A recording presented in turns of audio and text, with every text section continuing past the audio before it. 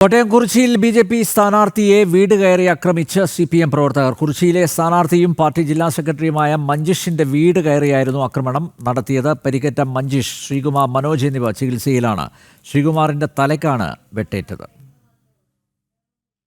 60ഓളം CPM ഗുണ്ടകൾ BJP സ്ഥാനാർത്ഥിയുടെ വീട് കയറിയാണ് അക്രമം നടത്തിയത്. കുറിച്ചി പഞ്ചായത്തിൽ BJP സ്ഥാനാർത്ഥിയായ മഞ്ജിഷ് കഴിഞ്ഞ 2 തവണയും പഞ്ചായത്ത് അംഗമായിരുന്നു. തദ്ദേശ തെരഞ്ഞെടുപ്പിൽ മഞ്ജിഷിനും മറ്റ് BJP പ്രവർത്തകർക്കും നേരെ CPMന്റെ ഭീഷണി ഉണ്ടായിരുന്നു. ഇതിന്റെ തുടർച്ചയാണ് വീട് കയറിയുള്ള ആക്രമണം. സംഭവം നടക്കുന്നതിന് മുൻപ് CPM പ്രവർത്തകനായ നിഖിൽ മഞ്ജിഷിനെ ഭീഷണിപ്പെടുത്തി. ഇതറിഞ്ഞ് മഞ്ജിഷിന്റെ വീട്ടിലേക്ക് എത്തിയതാണ് BJP പ്രവർത്തകരായ ശ്രീകുമാറും മനോജും. രാത്രിയോടെ നിഖിൽ, വിഷ്ണു എന്നിവരുടെ നേതൃത്വത്തിൽ 60ഓളം CPM അക്രമികൾ മഞ്ജിഷിന്റെ വീട്ടിലേക്കെത്തി അക്രമം നടത്തുകയായിരുന്നു. ശ്രീകുമാറിന്റെ തലയ്ക്ക് വെട്ടി. മഞ്ജുഷിനെയും മനോജിനെയും മർദ്ദിച്ചു. വീട്ടിലുണ്ടായിരുന്ന മഞ്ജുഷിന്റെ അമ്മയും സഹോദരനെയും ആക്രമിച്ചു. ശ്രീകുമാർ, മഞ്ജുഷ്, മനോജ് എന്നിവർ കോട്ടയം ജനറൽ ആശുപത്രിയിലും മഞ്ജുഷിന്റെ അമ്മയും സഹോദരനും ചങ്ങനാശ്ശേരിയിലെ ആശുപത്രിയിലും ചികിത്സയിലാണ്. പ്രകോപനം കൂടാതെ ക്രൂരമായ ആക്രമണമാണ് ഉണ്ടായതെന്ന് പരിക്കേറ്റ മഞ്ജുഷ് പറയുന്നു. ഈ നിഖിലിന്റെ നേതൃത്വത്തിൽ ഒരു 50ഓളം ആളുകൾ, അത് അവർ മുഴുവൻ മദ്യപാനവും എനിക്ക് ഒന്ന് കഞ്ചാവും ഒക്കെ ഉണ്ടായിരിക്കും, അങ്ങനെയുള്ള ആളുകളാണ് വന്നു പറഞ്ഞ് ഒന്നും രണ്ടും പറഞ്ഞ് ആരാടാ ഇവനെ തെറി വിളിച്ചത് എന്ന് പറഞ്ഞ് സംഗതി തിരിഞ്ഞു. ആരാടാ ഇവനെ തല്ലിയെന്നായി. അവര് ഇടിച്ചു കയറി, നമ്മുടെ പെരയ്ക്കകത്തോട്ട് ഇടിച്ചു കയറി. അപ്പൊ ഈ കാര്യങ്ങൾ അന്വേഷിക്കാൻ എന്റെ 2-3 സഹപ്രവർത്തകർ എന്റെ വീട്ടിൽ വന്നിട്ടുണ്ടായിരുന്നു. ശ്രീകുമാർ RSന്റെ ചുമതലപ്പെട്ട ആളാണ്.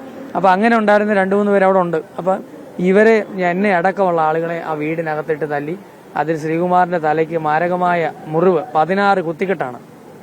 അതേപോലെ മനോജ് എന്ന് പറയുന്ന വാർഡ് കൺവീനർ, അദ്ദേഹത്തിനെ കമ്പിവടി കടിച്ച് നിലംപരിശാക്കി, നിലത്തിട്ട് ചവിട്ടി മെതിച്ചു. എന്നെ ചവിട്ടി കൂട്ടി. ആ രീതിയിൽ അവിടെ ഉണ്ടായിരുന്ന എല്ലാരും അടികൊണ്ടിട്ടുണ്ട്. CPMന്റെ നരനായാട്ടാണ് കുറിച്ചിയിൽ നടന്നതെന്ന് BJP സംസ്ഥാന ജനറൽ സെക്രട്ടറി ഷോൺ ജോർജ് പറഞ്ഞു.